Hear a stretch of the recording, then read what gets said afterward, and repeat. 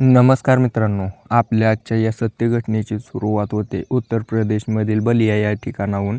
बलिया या जिल्ह्यामध्ये एक छोटंसं गाव आहे. या गावामध्ये राहणारा सूरज नावाचा एक 24 वर्षांचा तरुण, जो की गावामध्ये राहून शेती करायचा. ज्या वेळेला तो शेती करत होता त्यावेळेला त्यातून काय उत्पन्न येत नव्हतं. 2-3 एकर शेती होती. कोरडवाहू शेती असल्यामुळे त्याच्यामध्ये काय उत्पन्नाचं साधनच नव्हतं. सूरज आता पूर्णपणे कंटाळून गेलेला होता. त्याच्या घरी त्याची आई होती, त्याची एक छोटी बहीण होती. याचे वडील काही वर्षापूर्वी त्यांना सोडून गेलेले होते. तेव्हापासून घराची जबाबदारी हा सूरजच सांभाळत होता. नेमकं देवाच्या कृपेने त्यावेळेला पाऊस चांगला झाला. त्यावेळेला रानातून थोडंफार उत्पन्न आलं, त्याच्यावरतीच घर चाललं. पण आता हळूहळू पाऊस पण कमी पडायला लागला होता आणि रानातून जेवढं हवं तेवढं उत्पन्न पण येत नव्हतं. दुसरीकडे याच्या बहिणीचं लग्न करायचं होतं. त्यामुळे ह्याच्या मनामध्ये एक चिंता वाढत चाललेली होती की पैसा कुठून आणायचा, सगळ्या गोष्टीला पैसा लागेल. त्यामुळे सूरजने विचार केला की मला कुठेतरी काम करावं लागेल. तो त्याच्या आईशी बोलतो. आई म्हणते, बरोबर आहे पोरा, तू जबाबदारी घेतली, भरपूर दिवस झालं. तसंही आता तू येऊ लग्नाला आला आहे, तुझंही लग्न करावं लागेल आम्हाला, असं तर ठेवून चालणार नाही. तू घराची जबाबदारी घेतोय म्हटल्यानंतर आम्हालाही तुझी जबाबदारी घ्यावं लागेल. ज्या वेळेला आई अशी म्हणते त्यावेळेला सूरज थोडासा लाजतो आणि त्या ठिकाणाहून निघून जातो. गावामध्ये पोहोचतो. त्या ठिकाणी त्याचे मित्र बसलेले होते. त्या ठिकाणी त्यांची मैफिल जमलेली होती. हा सूरज त्या ठिकाणी चिंतेत होता. त्यामुळे त्याचे मित्र म्हणतात की का रे सूरज, काय एवढा चिंतेत आहे? सूरज सांगू लागतो की काय सांगू भावा, भरपूर दिवस झालं प्रयत्न करतो, नोकरी लागना, रानामध्ये उत्पन्न येईना, घरची जबाबदारी आहे, बहिणीचं लग्न करायचं आहे, मी काय करू मला समजे नाही. आता सूरजला असं चिंतेत बघून त्याचे मित्र म्हणले, अरे सूरज, तू नको टेन्शन घेऊ. आपल्या गावापासून 7 ते 8 किलोमीटर अंतरावरती एक नवीन फॅक्टरी बनलेली आहे. त्या फॅक्टरीमध्ये तुला काम भेटू शकतं. तसंही तुझं शिक्षण पण झालेलं आहे 15वी, त्यामुळे तुला काय अडचण येणार नाही. ग्रॅज्युएशन झालेल्या पोरांना 19-20 हजार रुपये पगार देत आहेत. आता हे सगळं ऐकून हा सूरज खुश होतो आणि मित्राला म्हणतो की मला डिटेल पाठवून दे ना. तो त्याला व्हॉट्सअपवरती डिटेल पाठवून देतो. त्या ठिकाणीही 4-5 मित्र बसून मैफिल रंगवतात, दारू वगैरे पितात आणि घराकडे निघायला लागतात. त्यावेळेला यांचा एक मित्र म्हणतो की अरे सूरज, तू कधी ते काम केलं आहे का? ते म्हणला, कसलं काम? सूरजला त्याचा मित्र म्हणला की तू लय भोळा आहे रे, तू कधी एखाद्या महिलेसोबत वेळ घालवला आहे का? सूरज म्हणला, नाही रे, मी वेळ नाही घालवला. त्यावेळेला त्याचे मित्र म्हणले की मैफिल जमलेली आहे, सगळी पोरं आहे तिथं, चल तुला मजा करून आणतो. सूरजही नशेमध्ये होता, त्यामुळे तो म्हणतो चला. आता या ठिकाणी हे सगळे मिळून गावामध्ये पोहोचवतात. गावाच्या चौकाच्या मध्यभागी एक महिला राहत होती. त्या ठिकाणी ती व्यवसाय करत होती, जी की पैसे घेऊन दुसऱ्याला शरीर सुख द्यायची. आता या गोष्टीबद्दल सूरजला अजिबात माहीत नव्हतं. अशा गोष्टी काही जास्त पसरत नाहीत. हां, फक्त लोकांना माहिती असतात, ते कोणाला सांगत नाहीत. या ठिकाणी त्या महिलेच्या दारामध्ये पोहोचल्यानंतर त्या सूरजचे मित्र दरवाजा वाजवतात. त्यातून महिला दरवाजा उघडते. अतिशय मादक शरीराची, सुंदर दिसायला असलेली महिला. एकदम चेहऱ्यावरती असं वाटत होतं की कमळ फुलले का काय. त्यावेळेला हा सूरज बघतो की एकच नंबर आहे. मित्रांना म्हणतो की कोण जाणार आहे आत? मित्र म्हणले, आम्ही तर जाऊन आलो आहे भरपूर वेळा, तू एकदा जा. त्या ठिकाणी ती महिला म्हणते, जा काय जा, अगोदर पैसे काढा. आता या ठिकाणी सगळे मित्र मिळून 200-200 रुपये काढतात. 1000 रुपये त्या महिलेच्या हातात टेकवतात आणि या सूरजला आतमध्ये पाठवतात. सूरज आतमध्ये गेल्यानंतर त्याने त्या ठिकाणी त्या महिलेसोबत जे केलं त्यामुळे त्याला खूप मजा आली. त्याचं काम उरकून सूरज बाहेर तर आला, पण त्याच्या मनामध्ये आता ही इच्छा जागी झाली होती की मला या महिलेसोबत कायम करायचं आहे. आता ही वारंवार घटना घडत होती. सूरज पैसे उसनं घ्यायचा, त्या बाईपाशी जायचा. हळूहळू त्या बाईची याला सवय लागली होती. पण या सूरजच्या आईला हे सगळं समजलं. सूरजची आई म्हणते की बाळा, तू असं नको करू, तुझं लग्न आम्ही लवकरच लावून देऊ. सूरज म्हटला, लग्नाचा काही विषयच नाही, मला ते आवडते म्हटल्यानंतर मी तिच्यासोबतच लग्न करेन. सूरजची आई म्हणते की तू तिच्यासोबत लग्न करत असशील तर कर, ठीक आहे, काय हरकत नाही. मी आणि तुझी बहीण दोघंही आमचा आयुष्य संपवून घेतो, आमची उगाच इज्जत जायला नको. त्या ठिकाणी सूरजची आई त्याच्या मित्रांना सांगते की पोरांनो, सांगा झाला याला समजावून. त्यावेळेला त्याचे मित्र म्हणतात की अरे, ह्या अशा गोष्टी फक्त एका टायमासाठी असतात, एक मजा घ्यायची म्हणून करायची असतात. तू तर लागला चांगलाच नादी, आता ह्यामध्ये चूक तुझी आहे, तू सुधर. त्या मित्रांचं असं बोलणं ऐकून तो सूरज जो आहे तो थोडासा सुधारायला लागतो. कंपनीमध्ये कामाला जातो. त्या ठिकाणी त्याची कंपनीत सुपरवायझर म्हणून नोकरी लागली होती. 19,000 रुपये पगार भेटणार होता. सगळं कटून 17-18 हजार रुपये हातात येणार होते. सूरज चांगल्या मेहनतीने काम करू लागतो तिथं. 6-7 महिने झाल्यानंतर सूरजच्या बहिणीचं लग्न ठरतं, ते पण कोणासोबत, तर या सूरजच्या एका मित्रासोबत. आता सूरजची मर्जी नव्हती, पण काय करणार, त्याच्या बहिणीची आणि त्याच्या आईची मर्जी होती. कारण तो जो मित्र होता तो नशेडी होता. या सूरजसोबतच प्यायला बसायचा. याच्या घरी 10 ते 15 एकर शेती होती, दुकान होतं. त्यामुळे त्याच्या आईनं त्याच्या बहिणीनं होकार दिला, पैसेवाला पोरगा होता. बरं, सूरजही काही करू शकत नव्हता. आता एवढा पैसा होता, तसं बघायला गेलं तर हा पण नशेडी आहे. याच्यापाशी काय नाही तरी याची इच्छा आहे की लग्न करायचं. त्यामुळे तो म्हणतो की चला, भले हा माझा मित्र आहे, दारू पितोय, पण त्याच्याकडे पैसा तर आहे. त्यामुळे त्याच्या बहिणीचं आणि त्याच्या त्या मित्राचं धूमधडाक्यात लग्न लावून देण्यात येतं. आता घरातून बहीण तर गेलेली होती, राहिली होती फक्त आई. त्यामुळे या सूरजच्या डोक्यावरचा खर्च कमी झालेला होता. या गोष्टीमुळे सूरज ज्या वेळेला पण पैसे यायचा त्यावेळेला नशा करत बसायचा. आता हीच नशा करणं या सूरजसाठी एवढं धोकादायक होतं की त्याला त्याचा अंदाजा नव्हता. पुढे चालून याच गोष्टीमुळे याच्यासोबत खूप भयंकर कांड घडणार होता. त्याच्याबद्दल मी तुम्हाला या व्हिडिओमध्ये माहिती देणार आहे मित्रांनो. तुम्ही काय करा, फक्त आपल्या व्हिडिओला लाईक करून चॅनल सबस्क्राईब करा. बाकी काय आपलं यूट्यूब करतच राहील, जे करायचं त्याला पुढे व्हिडिओ पासून राहायचं. तर मित्रांनो, मी सांगत होतो सूरजबद्दल. सूरज तर नोकरी करायला लागला. आता त्याची ही इच्छा होती की बहिणीचं लग्न झालं, माझं लग्न कधी व्हायचं. 24 वर्षाचा होता तेव्हापासून तो इच्छा व्यक्त करत होता. आज 26 वर्ष होतं वय याचं. तारीख होती 10 एप्रिल 2025ची. आता या दिवशी सूरज त्याच्या आईला म्हणतो की आई, तू तुझ्या पोरीचं लग्न लावून दिलं, माझ्या लग्नाबद्दल काय विचार करते का नाही. त्याची आई म्हणली की पोरा, तुझ्या लग्नाबद्दल तर विचार करतेच मी, पण विषय हाच आहे की तुझी एवढी पगार, त्यातून तू दारू पितोय, तर तुला कोण देणार आहे पोरगी. आता या ठिकाणी हा सूरज म्हणला की मग मी काय करू, मला सांग ना. मी दारू पण सोडेल, मी दुसरी पगाराची नोकरी पण बघेल, पण पोरगी तर भेटली पाहिजे ना. माझी लग्न करायची इच्छा आहे. त्या बाईपाशी जात होतो त्या ठिकाणाहून पण तू बंद केलं मला, तर माझ्याही काहीतरी गरजा आहेत का नाही. आता हे सगळं ऐकून या सूरजची आई त्याला म्हणते की तू एवढं ओपनली बोलतोय माझ्यासोबत, तुला काय म्हणजे लाज वगैरे आहे का. सूरज म्हणला आता यामध्ये लाज कसली, वय 26 वर्ष होऊन गेलं, तर यामध्ये मी तर काय लाज बाळगणार नाही. आता या गोष्टीमुळे या सूरजची आई थोडी थोडी घाबरू लागली. तिला माहिती होतं की आजकालचा समाज, या समाजामध्ये आई पोराचं सुद्धा नातं कलंकित होण्यासाठी टाईम लागणार नाही.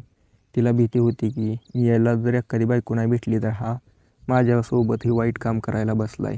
कारण तो दारू जर पिऊन आला तर काहीही करू शकतो. त्यामुळे सूरजची जी आई होती ती आता त्याच्यासाठी स्थळं शोधू लागली. नातेवाईकांमध्ये तर कोणी देणार नव्हतं, याची इमेज खराब होती. भरपूर दिवस गेले. हा जो सूरज होता तो नोकरी करायचा, चांगल्या पद्धतीने घरी यायचा. पण आजकाल एक विषय झाला होता की हा जो सूरज होता तो थोडा उशिरा घरी येऊ लागला होता, किंवा असं म्हणू शकतो की कधी कधी घरीच येत नव्हता. या गोष्टीमुळे सूरजच्या आईला थोडंसं शंका आली होती, पण ती त्या ठिकाणी काही बोलत नाही, गप्प बसते. पण अचानकच एक दिवशी या सूरजसाठी एका पोरीचं स्थळ येतं. नम्रता नावाची ती पोरगी, दिसायला अतिशय सुंदर होती. तिची आता नुकतीच 12वी झालेली होती. त्यामुळे मादक शरीराची जवान पोरगी सूरजसाठी ज्या वेळेला स्थळ येतं त्यावेळेला सूरज तिला होकार देतो. सूरजच्या घरची आई, त्याचे मित्र उतावळे होऊन त्याच्या लग्नाची तयारी करू लागतात. काही दिवसानंतर या दोघांचं लग्न लावून देण्यात येतं. नम्रता ही चांगलीच खुश होती. तसं बघायला गेलं तर नम्रता एका अतिशय श्रीमंत घरातून पोरगी होती, पण इकडं येऊन ती गरिबीत राहू लागली होती. पण तिला काही अडचण नव्हती. तो जो सूरज होता तो चांगल्या पद्धतीने तिच्यासोबत वागत होता. तिला जे हवं ते आणून द्यायचा, आणि पैशाची तर काय कमतरता नव्हती.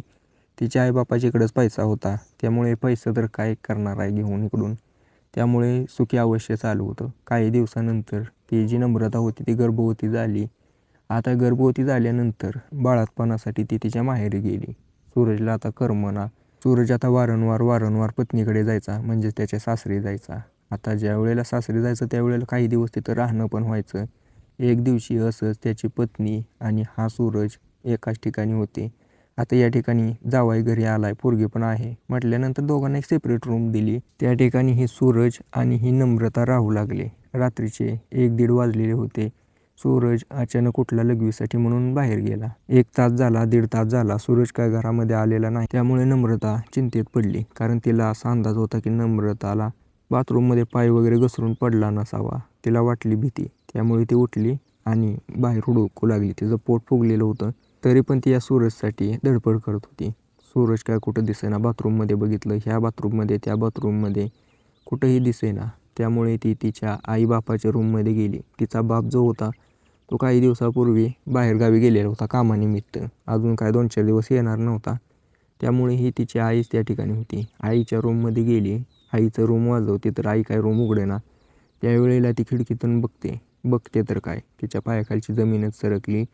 तिचा जो पती आहे तो वर आहे आणि तिची आई जी आहे खाली झोपलेली आहे पूर्ण नग्न अवस्थेत. त्या सूरजचं हत्यार धरलंय आणि त्या बिळामध्ये घालायचं बघते आणि म्हणते की बघू तुझ्या हत्यारामध्ये किती ताकद आहे, मला दाखवच ताकद, मला दाखवच ताकद. आता या ठिकाणी खिडकीमधून हे सगळं दृश्य बघून ही जी नम्रता होती मोबाईलमध्ये व्हिडिओ रेकॉर्ड करते आणि त्या ठिकाणाहून शांत जाऊन घरी झोपते. कारण तिला माहिती होतं घरामध्ये कोणीच नाही. जरी या दोघांचं मी काही उघड केलं तर हे मला नक्कीच मारतील. त्यामुळे ती आपली निवांत जाऊन झोपते. डोक्यामध्ये विचार होता, डोक्यामध्ये तिच्या टेन्शन होतं. विचार हा होता की हे सगळं कसं काय झालं. टेन्शन हे होतं की जर यांना समजलं मी बघितलंय तर मला हे सोडणार नाहीत. आता या सगळ्या गोष्टीमुळे ही नम्रता जी होती ती पूर्ण चिंतेत येऊ लागली. अचानक तिच्या पोटात दुखायला लागलं. काही वेळानंतर ती ओरडून सूरजला बोलवते. सूरज त्याचं सगळं काम मध्यभागी सोडून आला. त्याच्या पत्नीला घेऊन दवाखान्यात गेला. डॉक्टर म्हणले काही भिण्याचं कारण नाही, लहान मुलं आहे, पोटामध्ये लाथा मारते त्यामुळे दुखलं असेल. त्या ठिकाणी ते होकार देतात. घरी येतात. घरी आल्यानंतर सूरज तिला झोपवतो आणि पुन्हा काही वेळानंतर गायब होतो. पुन्हा ती बघायला जाते तर हा सूरज तिच्या आईच्या रूममध्ये होता आणि हे दोघं त्या ठिकाणी वाईट काम करत होते. आता हे सगळं बघून या नम्रताला राहवलं नाही. नम्रता तिच्या बापाला कॉल करते आणि म्हणते की पप्पा तुम्ही लवकर या, माझं तुमच्याकडे काम आहे. तिच्या पोरीचं असं बोलणं ऐकून घराकडे लवकर येतो. घरी आल्यानंतर ती काय करते, मोबाईलमध्ये व्हिडिओ काढलेला तिच्या बापाला दाखवते आणि म्हणते की हे सगळं चालू आहे, हे सगळं मी जर थांबवलं असतं तर यांनी मला संपवलं असतं, म्हणून मी तुम्हाला फोन केला. आता या ठिकाणी या नम्रताचा बाप ज्या वेळेला हे सगळं बघतो त्यावेळेला त्याच्या पायाखालची जमीनच सरकते. हे कसं काय होऊ शकतं, मी नाही ते केलं हिच्यासाठी आणि ही स्वतःच्या जावयासोबतच असं करते. आता त्याला विश्वास बसला की या समाजामध्ये, या कलियुगामध्ये एकही नातं असं राहिलं नाही की जे पवित्र असेल. प्रत्येक नातं कलंकित झालेलं आहे. त्यामुळे तो विचार करतो की आता या दोघांचा पर्दाफाश कसा करायचा आणि या दोघांना शिक्षा कशी व्हायची. कारण या दोघांच्या डोळ्यापुढे हे सगळं चालू होतं. सासू आणि जावई दोघंही त्यांची रात्रंगीण करायची. दुसरीकडे सासरा आणि त्या जावयाची पत्नी हे दोघं बघत बसायचे. किती दिवस असं चालणार होतं. एक दिवशी या सूरजचा सासरा तो त्याला म्हणतो की तुम्ही भरपूर दिवस झाला येत आहे, काम वगैरे कंपनीमध्ये थांबलं असेल, जात आहे का नाही.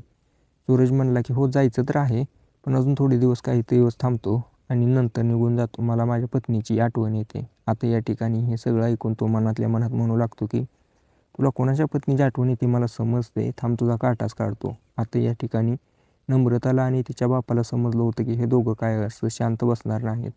या दोघांचा काटा काढावा लागेल. नम्रता आणि तिचा बाप या दोघांचा काटा काढण्याचा विचार करूच लागले होते. तेवढ्यातच एक दिवशी अशी काही घटना घडली त्यामुळे हे सगळं उघड झालं. तारीख होती 4 एप्रिल 2026ची. या दिवशी नम्रता जेवण करत होती. त्यावेळेला तिची आई जेवण करून रूममध्ये जाऊन झोपली. त्या ठिकाणी तिचा पती पण होता.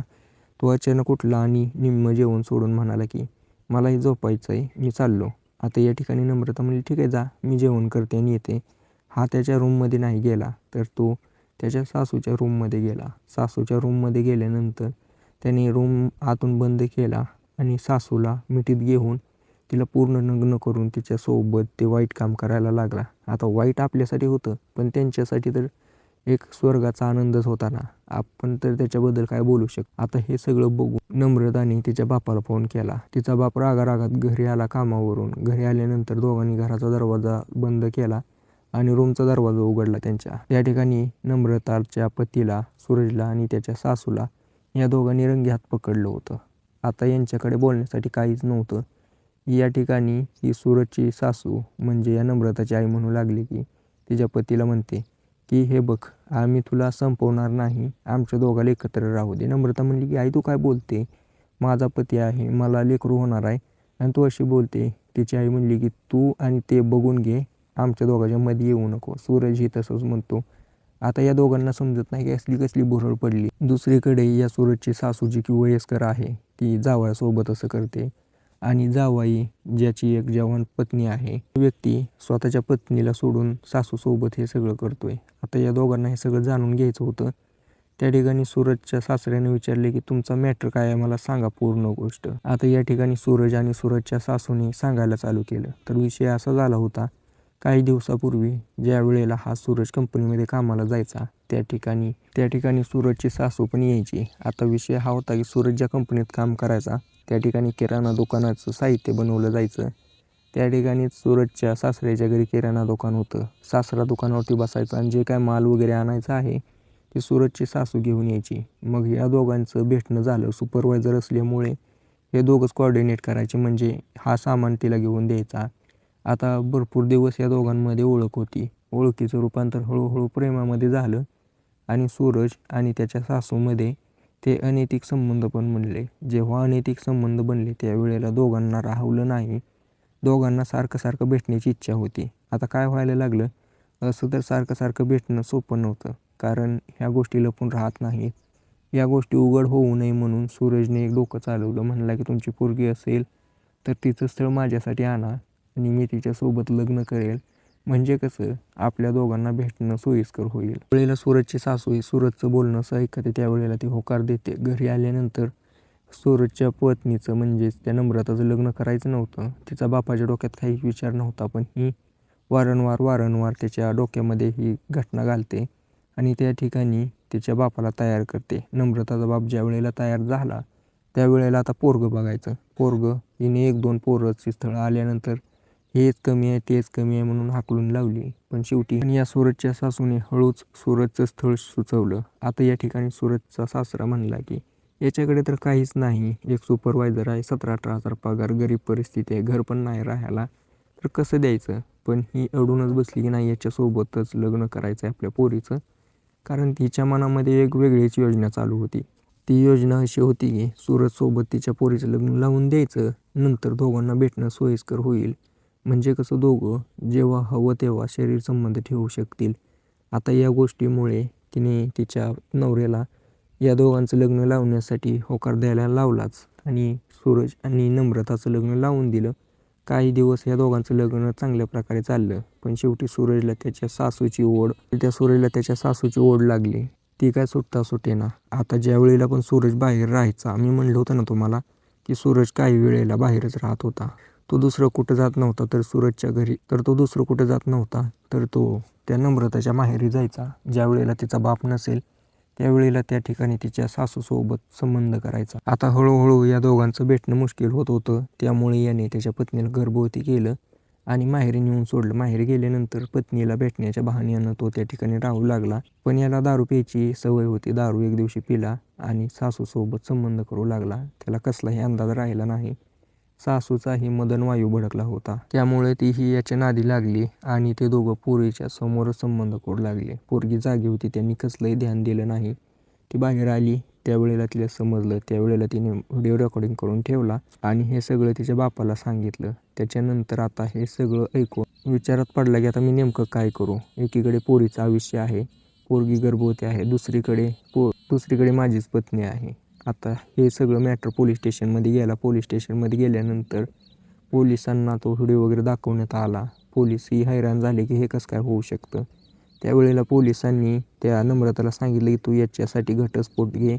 पोलिसांचं असं बोलणं ऐकून नम्रता म्हणते की हो बरोबर आहे तुमचं, अशा नात्यामध्ये राहणं बरोबर नाही.